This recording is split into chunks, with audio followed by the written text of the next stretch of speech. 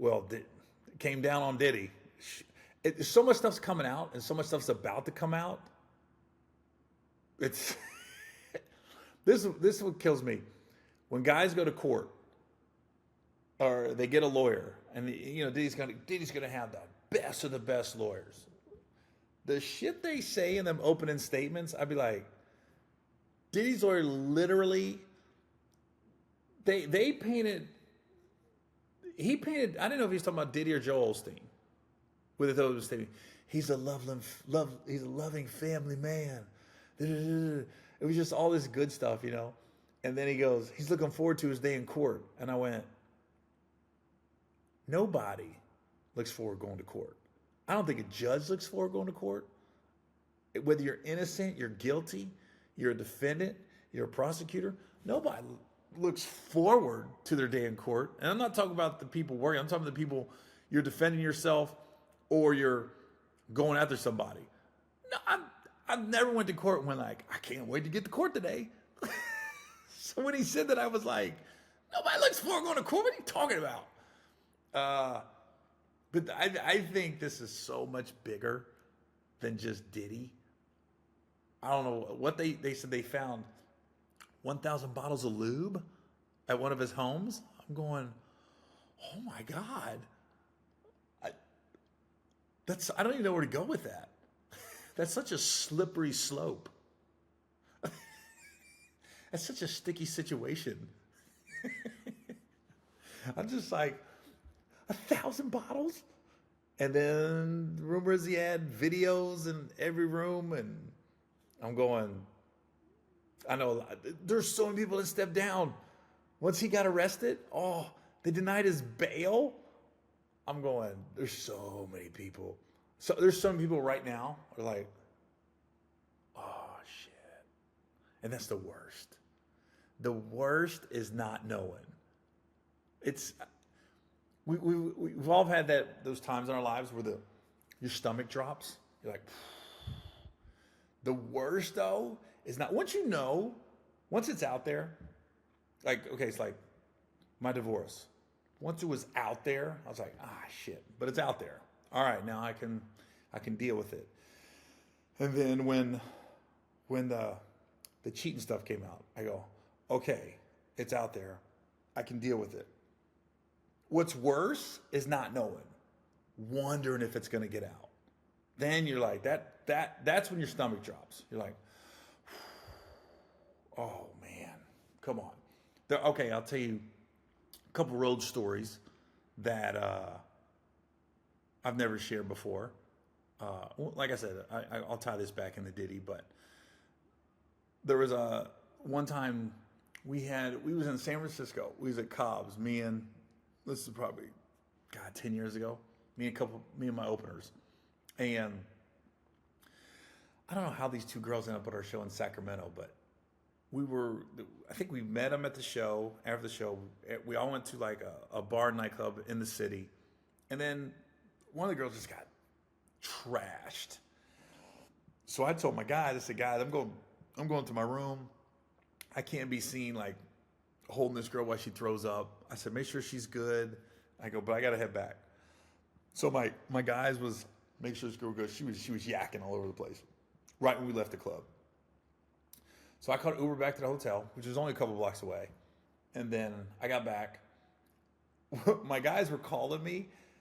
They drove the girls' cars back to where our hotel was. Now the parking lot, I could see it from my room. So I'm looking out of my room and I can see the girls like yakking in the parking lot. So I told my guys, I go, look, they were in no condition to drive back to Sacramento. So I said, I had a suite. So I said, I'm going to set them up in my living room because my guys just had single rooms.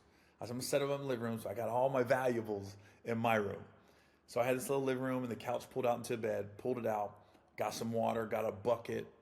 They had a bathroom. They didn't have to come in my room to go to the bathroom. So we basically set them up to take care of them, make sure they was good. My guys brought the two girls up. One girl wasn't that drunk, but no condition to drive, but the other girl was gone. I mean, it was disgusting. So they came in my room. I said, look, here's the bucket, bathroom. Here's some bottled waters. I said, whenever you guys wake up, whatever, just take off. You're good. But I made sure I had all my valuables in my bedroom. So I locked my door to my bedroom, and they passed out in the living room. I woke up next morning, and I walked in. They were both gone. I said, oh, okay, probably about 9, 10 in the morning. So I get a text or a DM, whatever. The one that wasn't too messed up. She hit me like, hey, can you call me? Can you call me? And I was like, all right. I think one of my guys told me she wanted me to call her. I said, all right. I said, why can't you talk to her? She said, no, she wants to talk to you, which is a red flag, because when you don't have my number and you're going through somebody else saying, I really need to talk to you, I'm like, this can't be good. So she calls me and she says, hey, thanks for taking care of us. I was like, no problem. Then she goes, yeah, my friend thinks somebody slipped something in her drink. She doesn't really remember what happened last night. She goes, and I passed out. I go, wait a minute. What are you saying? She was softballing that me or my guys slipped something in her drink, and now she was doing the old, I don't really remember what happened. And I was like, I was on the phone, I go, I fucking dare you. I fucking dare you to go that route. I was like, I was so offended. I go, we actually did what you want guys to do. We took care of you. We made sure you was good. Nothing happened. And nobody took advantage of nobody. And the fact that you're going to call me and say you don't remember, your friend thinks, and then to this, the other girl, she goes, oh no, I told her nothing. I told you guys it's cool, but she feels like, I said, all right, go there if you want. But all I'm saying, I was speaking a big game, but in the pit of my stomach was dropping all week. I was like, all weekend. I just kept waiting. I kept going to like TMZ and the websites and everything else, and nothing ever came about. It just went away. But it was that not knowing was the worst. Once it's out there, you can deal with it. But the not knowing part, that's the worst. And that situation just kind of went away, you know? And I was so like, I think I was just so, I was so like disappointed, really. I was like, dang, we could have left you at the club. We made sure you was extra good. My guys made sure you got back, holding your girl's hair while she threw up. Everybody just did what you're supposed to do as guys when girls are, you know, fucked up. So the fact that the next day you're going to call and like do a softball threat, I almost felt like if I wouldn't have snapped, it was going to almost be like an extortion. Well, you know, maybe just throw us some money or something. That's what it felt like. It was going. So when I said, I fucking dare you. And I said, that's what I was on. We took such good care of you. Really? And I go, we don't do that. We ain't got to do stuff like that. Now you're hearing these Diddy parties, you know, I've heard his bodyguards say they used to slip stuff in drinks and people just be passed out all over. And I'm going, my thing with Diddy is just why? Why? You didn't need, girls are going to sleep with you. Hell, guys are going to sleep with you if that's what you like. You didn't need to drug them.